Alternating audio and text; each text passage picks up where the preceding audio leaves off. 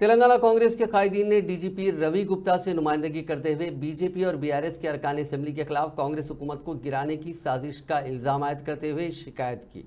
तेलंगाना कांग्रेस के general secretary Kailash नेता सी वेंकटेश और मधुसूदन ने डीजीपी से मुलाकात करते हुए एक तहरीरी याददाश्त पेश की, जिसमें उन कायदीन ने कहा कि बीआरएस के 2 अरकान असेंबली कडियम श्रीहरि और पुल्ला राजेश्वर रेड्डी के अलावा बीजेपी रुकन असेंबली राजा सिंह ने 6 माह के अंदर कांग्रेस हुकूमत के गिर जाने और दूसरी हुकूमत कायम होने से मुतालिक मुतनाज़ा बयान दिया था।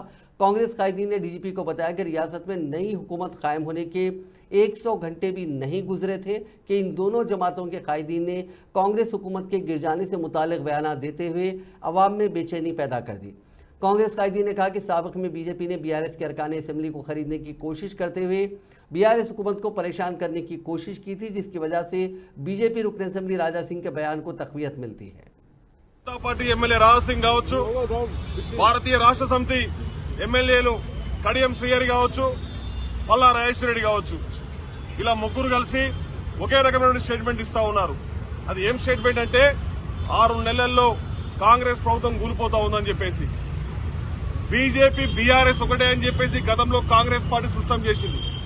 ఈ రోజు కూడా తెలంగాణ రాష్ట్రంలో ప్రజలు హర్షం వ్యక్తం చేస్తా ఉన్నారు.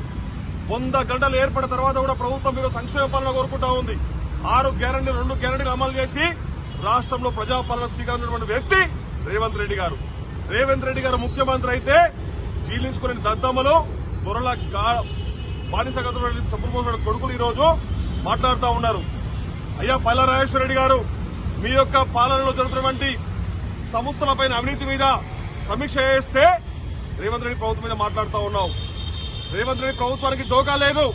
ఇంకా 5 ఏళ్లు కాదు, 50 ఏళ్లు తెలంగాణ రాష్ట్రంలో కాంగ్రెస్ పార్టీ పరిపాలించబోతా ఉంది. 6 నెలలు కాదు. నీకు దమ్ముంటే ప్రభుత్వాన్ని పడగొట్టి చూడు. అయ్యా పల్లా రాజేశ్వర రెడ్డి వాడు ఒక బేకూఫ్ గారు మాటలు మాట్లాడుతూ ఉన్నాడు.